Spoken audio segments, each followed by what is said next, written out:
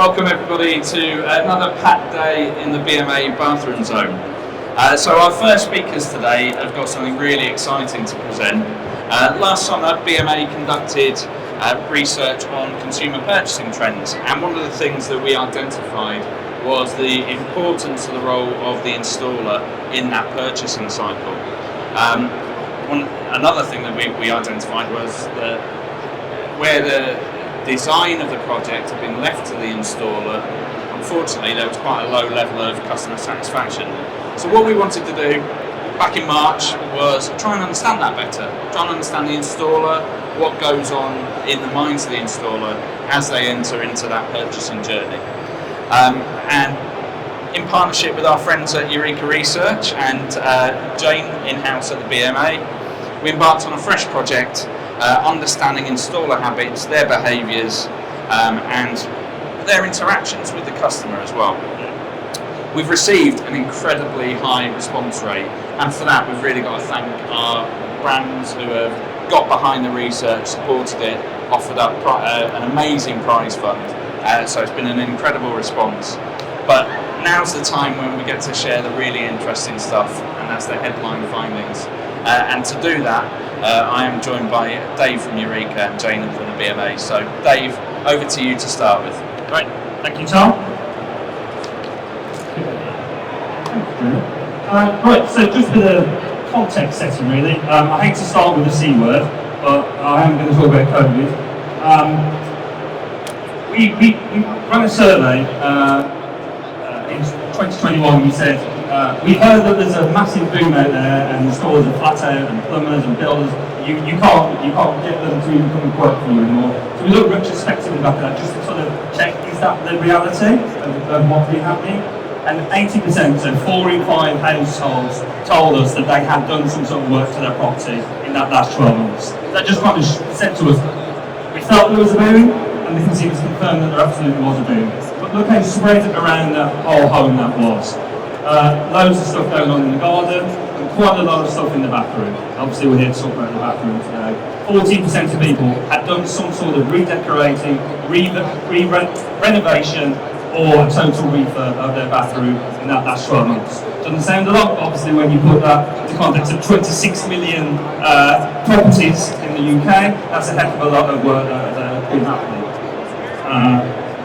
If we sort of move on to the start of this year, so much doom and gloom, wasn't there, as we went into January and February, fueled by the media, you know, it's the end of the world, etc. So we asked, okay, so what are you planning to do this time?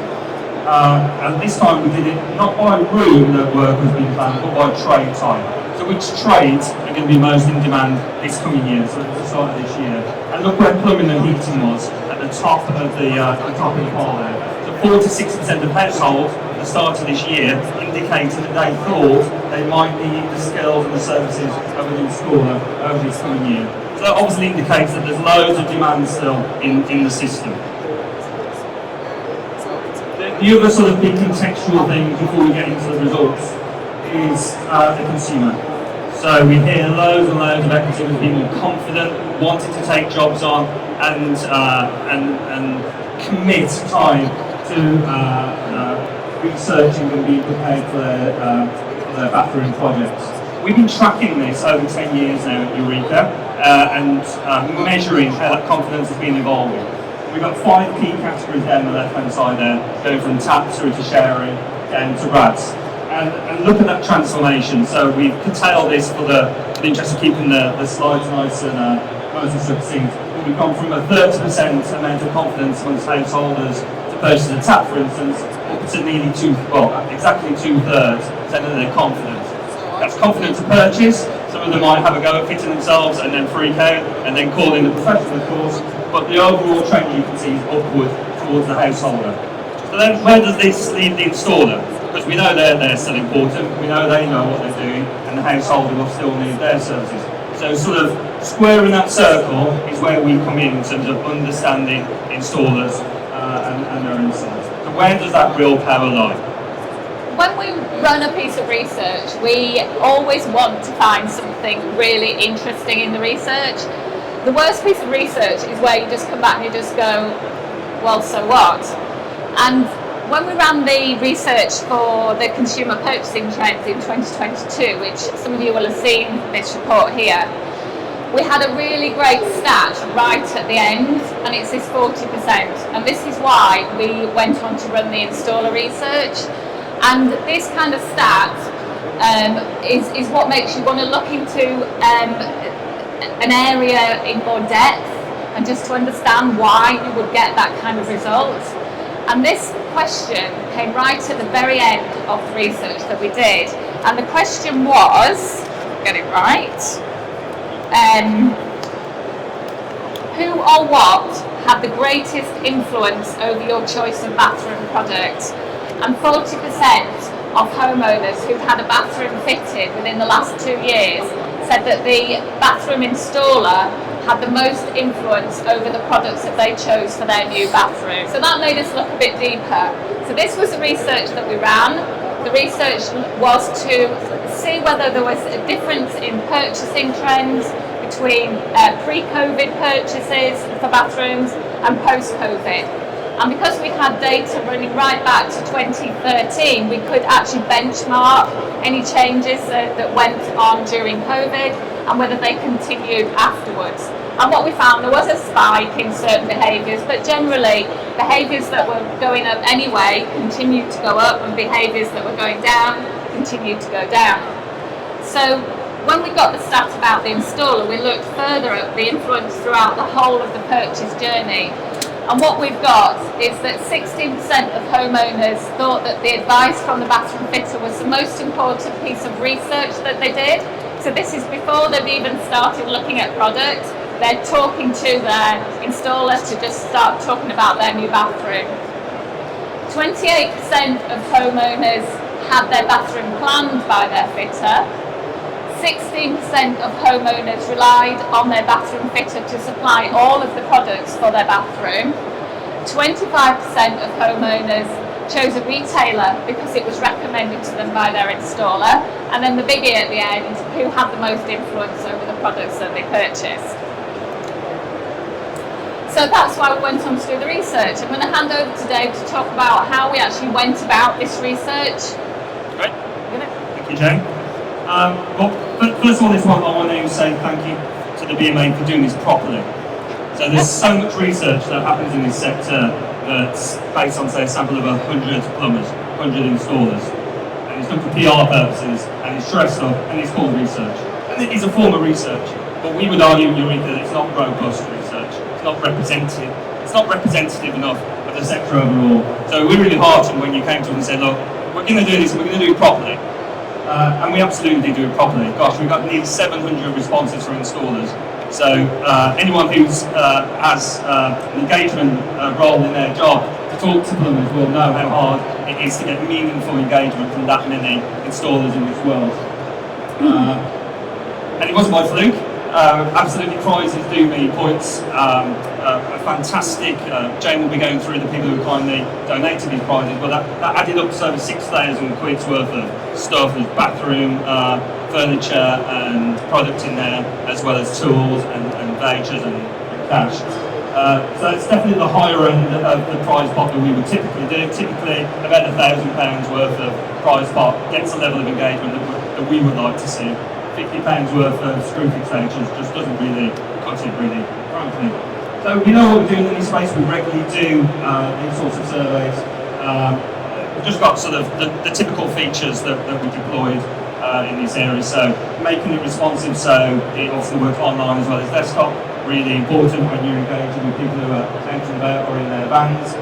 And looking at gamification sort of techniques. And by that we mean making them fun. So taking all the terminology and all of the official kind of words out of surveys and then making them actually genuinely engaging with people on the tours and making it pertinent to them rather than just sort of asking loads and loads of boring questions in the same format and go down and tables and grids and it's like, you know, the scroll of doom kind of technique. We really challenge ourselves at Eureka to come at things a little bit differently. And we have a regular community now, people, so we ask tradespeople to sign up to those. If anyone's in the audience here, you can do that. You can go onto our website and we can invite you to focus groups and regular surveys like that if they find it fun. So in terms of the context of this today, 678 responses. So the slides that we'll go through now are based on that fantastic sample size. Okay, so the first sort of little snippet. A lot of these are snippets because the detail's going to come through to members via the full report shortly. So we sort of curtail the detail here for this show, and this environment doesn't really lend itself to tables and tables of data anyway. So sources of work, so where are plumbers and fitters and installers actually getting their inquiries from? So interesting stuff for you, we've calculated that around there's one plumber for every 120 households in the country. So when demand is high, that obviously presents a challenge for the consumer to get the attention and the interaction of the tradesperson to come and even quote for the work. We may now be entering a period, of course, where it's the other way around, and plumbers and heating engineers are having to be a bit more aggressive and fight for that work a little bit more. So this pyramid that we saw in April, that shape might change. So there might be much less sort of recommendation, peer-to-peer, friend-to-friend, family member going on. And we suspect that tradespeople might have to work a bit harder for that in the next 12 to 18 months, and perhaps go back to some more paid for forms of advertising and referral, which you can see at the bottom currently still is only 12%, so less than 1 in 8. I think you noticed that over-indexes for the younger plumbers. Yes, definitely. So they've stayed a bit more active in that space. You check the trades of the world, but overall, as a population, it's at the moment a relatively small source of income inquiries when it comes to routes to market for the plumber. Still a multitude of places, so we decided to ask about preference for merchants. We obviously know that on average installers have a huge repertoire of places they go. They don't put all their eggs in one basket. They use on average 3 different merchants for all their plumbing and heating requirements. But specifically in relation to bathroom purchasing, nationals come out really high. You can see there 31% of installers say that's their preferred place to get their bathroom stuff. When we take the independent sector as an overall, that absolutely is the overwhelming favourite in terms of a place, a destination that an installer can get their preferred bathroom stuff. Obviously that's a really catch-all term, isn't it, independence? We broke that down further there, and within independence, it's about 1/5 saying that the small independents, so the one branch business model, is their preferred place to still get their bathroom kit. And we asked why? So why are those places your preferred place to go as an installer? What keeps you going there? You can see on the right hand side here, we've got the overall average for all of those venues that people go to purchase. The top 3 reasons that an installer will choose to go to either a national or an independent or online are absolutely related to the people. That probably won't surprise people here. So 6 in 10 people saying that they go to a merchant because of the service that they get from behind that counter. That could be technical knowledge, or it could be just a friendly face, just someone who knows them and knows how they operate and the brands that they prefer to work with. That's overwhelmingly the top factor. Followed by after sales, so that ease of return, knowing that they won't get any pushbacks and any frictions, and the terms of the account, so have they got good credit lines in effect. That's the 3rd most important factor. There are massive differences when you sort of begin to look under the skin of there. Those will be in the full report. So, for instance, the sociability factor massively changes when you ask someone who has said that an independent merchant is their preferred. And if it's, for instance, Screwfix, you might have noticed on the previous slide that Screwfix is actually quite a small portion, interestingly, of an installer's preferred bathroom destination.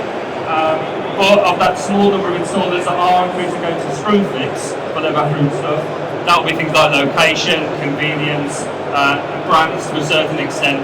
That's what's driving them there, certainly not the stuff along the top. Okay, so we really wanted to understand sort of the level of advice that installers were giving to homeowners, but also the kind of advice that homeowners were asking for.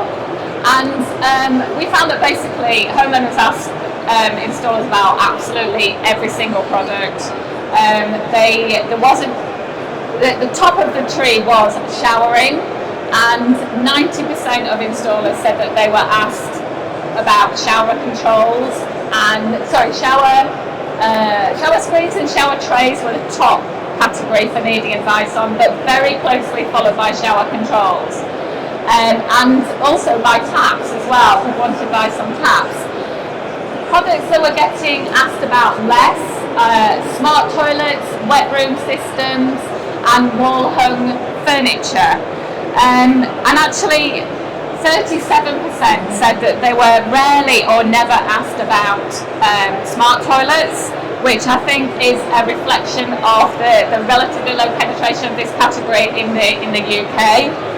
And also 37% of installers, we put it down to having a hands-off relationship with the wet room system, and they either said they didn't fit them or rarely got asked for advice on them, which again shows another area that they are keeping well away from.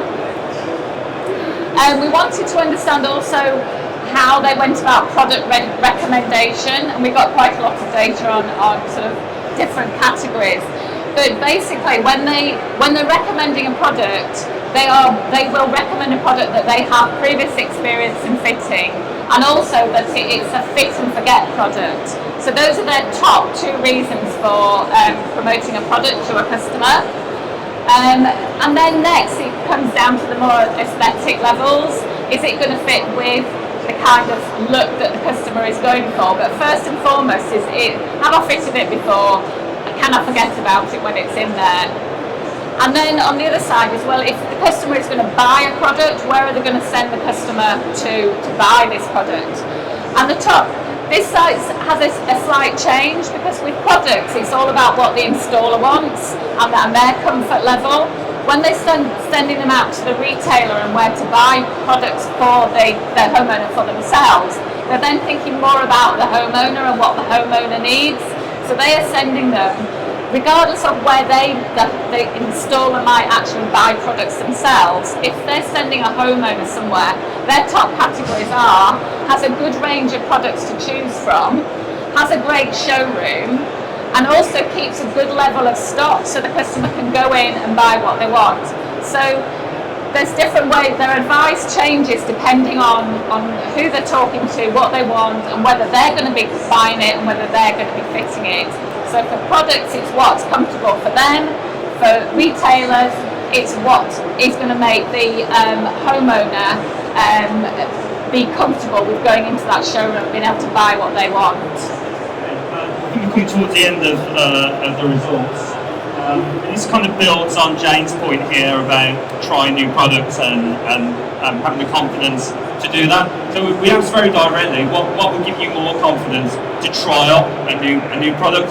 Clearly lots of new product here today, so experiencing the product is the first step on that. But at sort of a macro level, when they're out there actually quoting on jobs and putting quotes together, what is going to be the tipping point? What's going to take them away from what they were trained on and that inertia that we see so much in this sector? It wasn't absolutely sort of killer, pull-out, winning category here. It's sort of got a combination of factors, which sort of says to us that any manufacturer who's putting together a really innovative project needs to think about actually a number of things to actually make it fly. But we've got stuff around advocacy in there, so getting other people to try it first and then recommend it to them. So you've kind of got that peer satisfaction, sort of reading over from people that they trust. Obviously the ease of install and that fit and forget, like Jane suggested. There's definitely some brand equity in this as well, which is obviously words, music to the ears of brands here, because they're investing in their brands right here, right now, aren't they? That brand is actually, still most important. The third most important, if you see this as a hierarchy, obviously it's in combination with those other things as well, so not just the brand. And then lastly, giving the installer confidence that it's actually an improvement, that it's something that improves and perhaps solves a problem that they were unaware of with a previous product, and it tangibly takes the category on a level. So MPD need to do all four of those things together. So not an easy task, but there's got to be a roadmap there at least. Okay. Water efficient products, and we were actually quite disappointed with the results of this, and it shows the kind of work that we need to do to get the message out there about water efficient products. Because the biggest stat was, yes, the question was, do you ever recommend water efficient products to your customers? And yes, we've got 39% that say they do occasionally, but we've got this we've got 28% that say they regularly recommend water efficient products. So that's a quarter of installers. We've got 60% that rarely and occasionally recommend water efficient products. But we've got this 13% that say that they're not interested in water efficient products, and also that their customers are not interested in water efficient products. And that's quite a damning statement, really. So I think that's something that we'll maybe look into further within the BMA.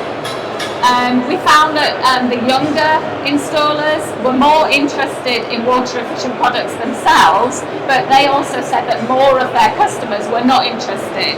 So even though they were becoming more interested, it was a hard sell for them. When we asked about what would encourage you to offer more or to promote more water efficient products, then 54% highlighted that there was a lack of information about cost and water saving benefits to the homeowner, and 34% that they would promote them if they thought they could get a better user experience in terms of flush and shower force. So they're clearly not confident enough to promote water efficient products to give the consumer a good enough experience. But one of the things that did come out, which was kind of encouraging, and that goes back to Dave's slide, is to try a new product. They would be encouraged to try it if it was a water efficient product, but that's still only 17%, unfortunately. So I had hoped that we would get some higher results on, yes, we regularly promote them, so it was quite disappointing, this slide. So to really round things off, what we really want to do with this research, it's interesting to have stats from certain categories, and it's great to have a 40% stat to sort of start looking in things in more detail, but what we have to do is then put it all into context. And we know that the consumer journey for a new bathroom is complicated. It can be a long-term thought process. It's expensive, and throughout that process, there isn't just one influence. So we can't get too hung up on the fact that the installer right at the end was the main influence, because when you think about it, they are the last person that the homeowner sees. They're the last person that tied it up, cleaned it all up, goes, here's your great bathroom. And that can be quite a dangerous place to be for the installer, because when we go back to where they get their work from, it's word of mouth recommendation, it's direct phone calls from homeowners, it's family and friends, it's recommendation from retailers and merchants. If they start getting complaints from customers, they're going to lose all of that work. So yes, it's great that they have this huge amount of influence, but how much of that is because they're the last person that was seen, and actually how dangerous is that for the installer? So when we need to look at the whole consumer journey, it's important to remember that as the customer goes through that stage, there is a different influence at different stages. And we've done a little bit of research with MRA Research. They did an omnibus study for us, and they spoke to 100 retailers and merchants and asked them about whether they thought that their customers, people that were buying products through their outlets, how influential was the installer at that point. And that they were very, not negative, but they skeptical about the influence of the installer, because in their minds, and at that point, they are the most influential over their customer. So, and earlier on in the purchase process, people are looking at Instagram, looking at their friends. So we can build out this picture. I've simplified it by putting installer, retailer, manufacturing, brands, but we can add in there friends and family, social media, influencers, holidays abroad, hotel visits, restaurant visits, all of these have got an impact on the consumer as they go through that journey. So yes, the installer has a huge amount, and it was a great start to tie it to, and it's generated a lot of interest in what's going on. It has to be put into context. I guess this is my final sort of few thoughts. Predictions have nearly become ridiculous over the last 3 to 4 years, so I realise that this is probably foolhardy as well. But one thing we noticed in our data, this goes back to the beginning where we were talking about consumer interest in doing work. Quite a small down there on the side there. So this is the pattern of households who are either in the green, likely to be putting on the resources and tradespeople in 2023, and the orangey stroke red line are the ones who aren't. So obviously as one goes up, one goes down. But look at the massive sort of income distribution by household there. It's often quite easy to fall into the trap of thinking about averages, and researchers often talk about averages because that's easy to convey. But when it comes to household demand for the trades, there are huge variations by the social classification of a household.